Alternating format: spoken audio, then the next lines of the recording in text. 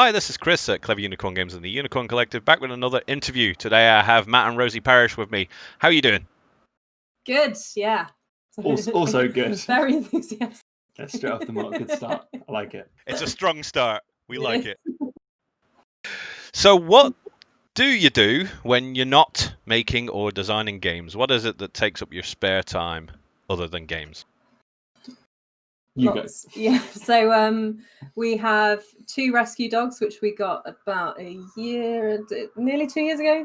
Something between Something like 2 that. years, 18 months. And they seem to take up a lot of our time just because they're quite demanding. They're Jack Russells, so they're very energetic. So we do lots of nice walks with them and stuff like that. Otherwise, I quite like doing musical theatre in my spare time, and also lots of stuff at the gym. Yeah, just a variety of fun things, really. What is your favourite board game? What is a game that you'll play over all other board games? It absolutely changes over time. It does. Weekly, I feel.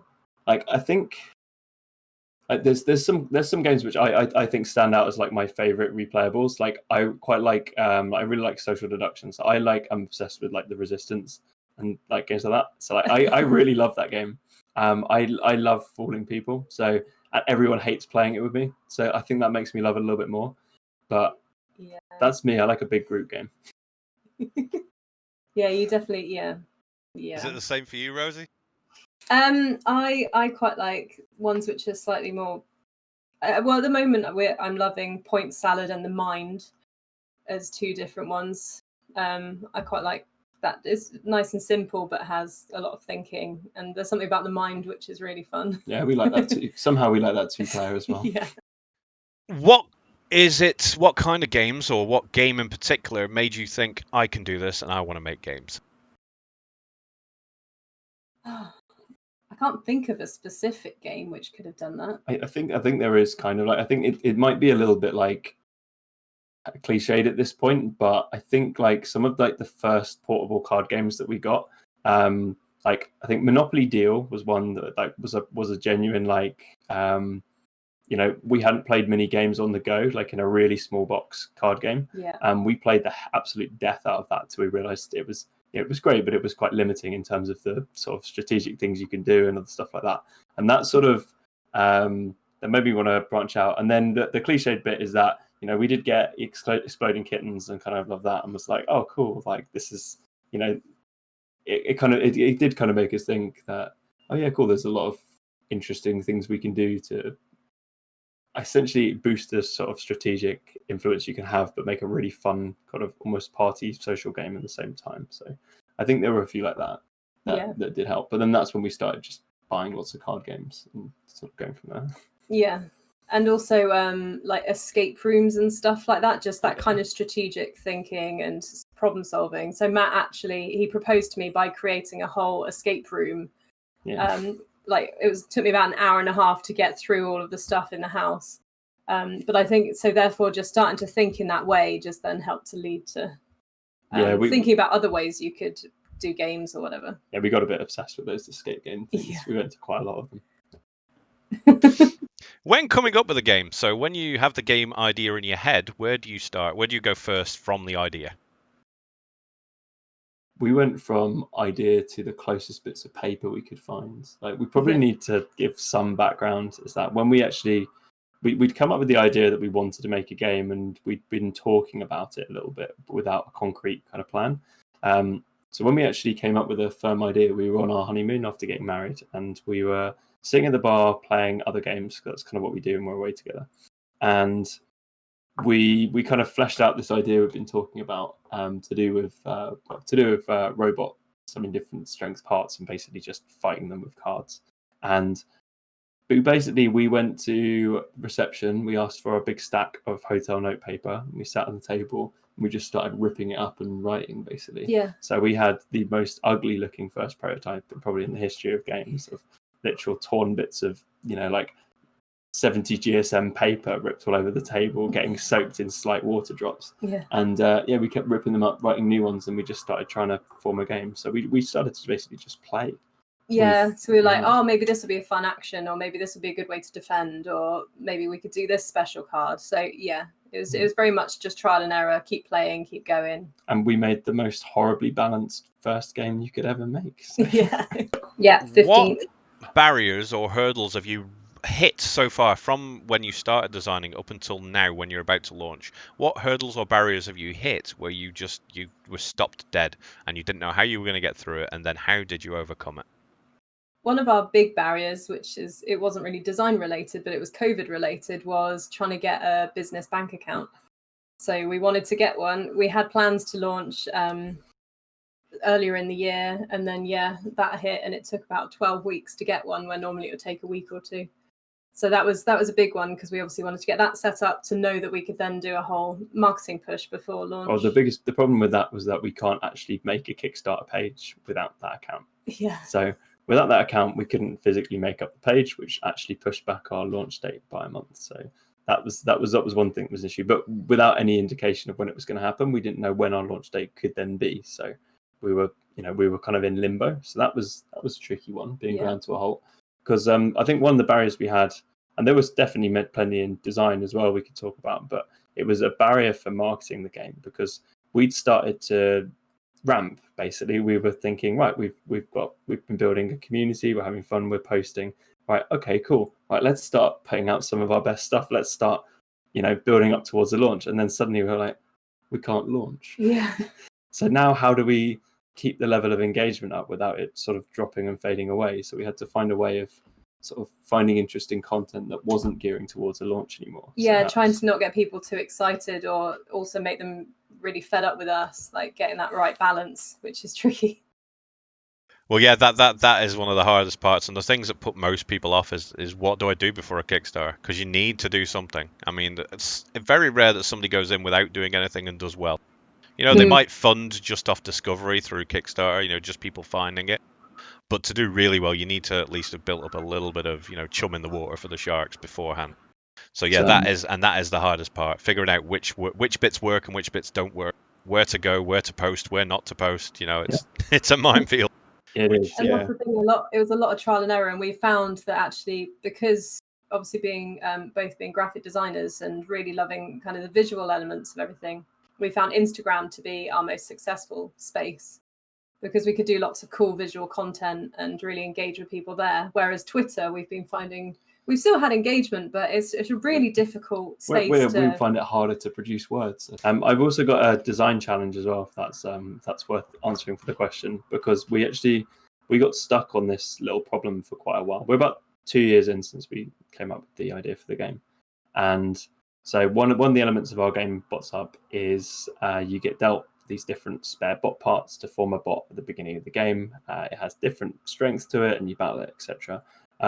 The way we initially concepted the game involved a random draw of parts, and we didn't want to have to do a lot of pre-organizing. We liked the idea of being able to make a quick game, but it meant that you didn't always have a full bot at the start, and it caused this visual hurdle where it doesn't look as good if you don't have a fully fledged robot in front of you, if you've got a part missing. Especially if you're missing a body, because then it's just a lot of limbs flailing everything together. Yeah. And we came up with so many different. For starters, we sort of forgave it because we'd got used to it, and we let that run for a while. And we couldn't, we were like, oh, I think it's all right. And some other people would say, oh, it doesn't bother me, but it was always niggling there. And then as soon as someone did say, nah, this feels like a big problem for me, we're like, it is a big problem for us as well. We need to really tackle it.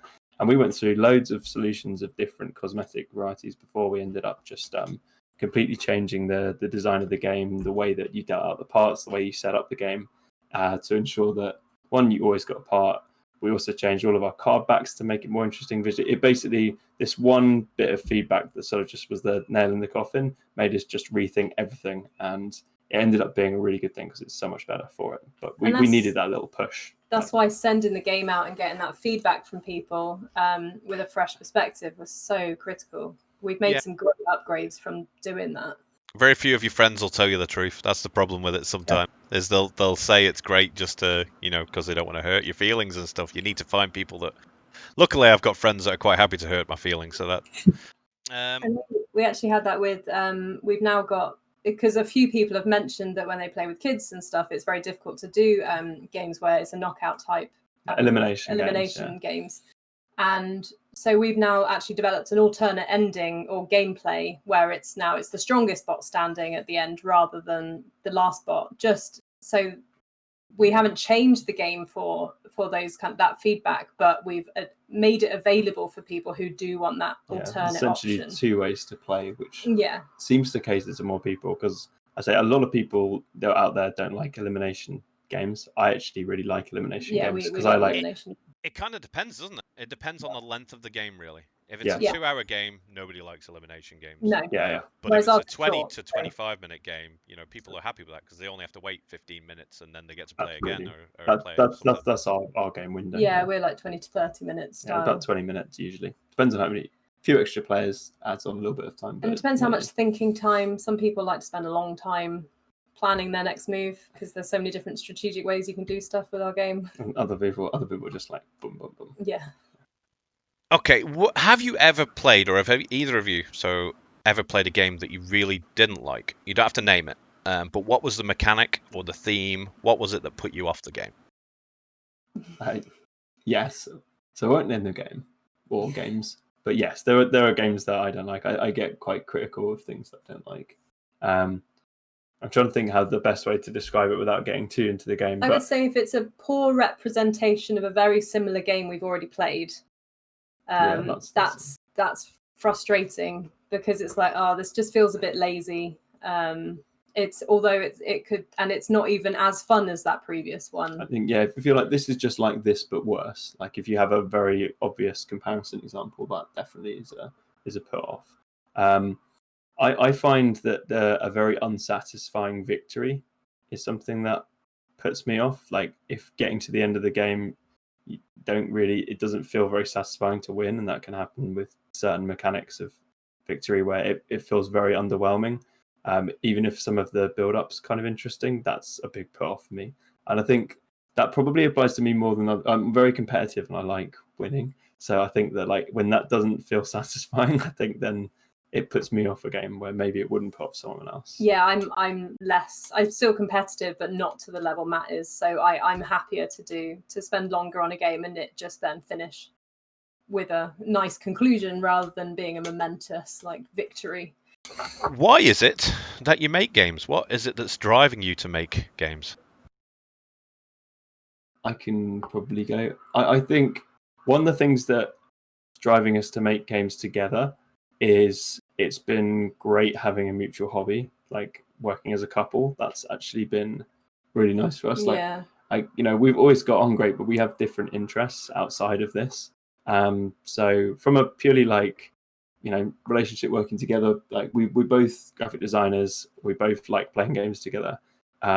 It's brought us together in a really interesting way, and we've got a lot of different ways of seeing games. So from that point of view, I think it's been really good to have something to work on together. And then it's also just having something which we feels really great and we'd love other people to experience and love as well. Just knowing that it's out there, it's a physical thing and it's in somebody else's hand and they're genuinely enjoying it and wanting to play it more than just the one time. That's kind of like the vision. It's a big drive. It would be amazing, to see other people playing something that we've made. That's a good feeling. From your experiences so far up to this point, what would be something that you've learned, a piece of advice that you would give to somebody with an idea in their head wanting to make a game?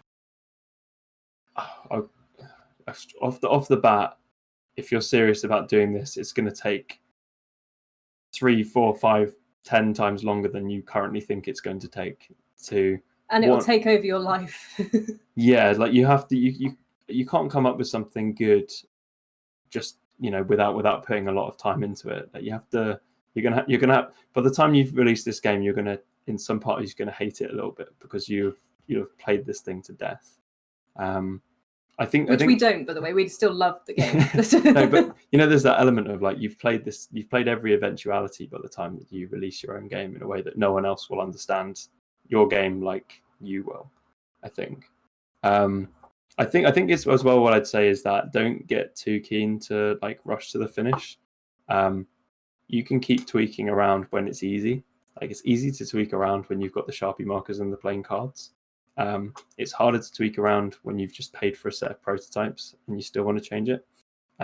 even though it is unbelievably tempting to try and get your prototypes, because it's like, I really want to see this in print. I'm really excited by it. I want everyone to test it with it looking great. But then as soon as you do that and realize we have to rethink the design, which is basically what we did, we've got prototypes made and then rethought a lot of the visual design. Yeah, it hasn't changed a lot, but it has got tweaks. I mean, the game can still be played and it's cool and everything, but it's, we could have waited, but there's that over eagerness to see it in a complete state. Right there with you. UK Expo last year, we paid Gamecraft $400 for 4 copies of a prototype game, and then as soon as we got back, completely redesigned it. Yeah. So it's certainly one of those things. Don't be in a rush to get something nice made. But now, I mean, you can make it look nice without getting it printed. I mean, if you get a decent printer, even not that decent, you can spend less than £100 and get a decent printer that'll print out nice things. Just get yourself one of those circular cutters from eBay for like £12, and you can just cut your own cards and put them in sleeves, and you can make them look nice yourself. You don't have to have them professionally printed. I agree with that as well. I think that while you don't need to get something professionally printed and spend a whole lot of money to test it properly, it is nice to take care of your game visually when people test it, because it will change perception of how someone's enjoying it. Like you could play any game, like our game, we could write, H for head on top of our bot heads, like beef body and so on, stuff like that, and put everything down, and immediately your gameplay is, it's diminished. It's not. You lose the fun of the situation. So I think, as you say, like even if you're not going to drop loads of money on, big expensive prototypes, it's still, if you take care of, your prototypes, then other people will, enjoy it more. I'm pretty sure. Yeah. So thank you very much for coming and speaking to me today. This has been brilliant. Thank you for having us. Yeah, thanks so much for having us on. Yeah, it's been great.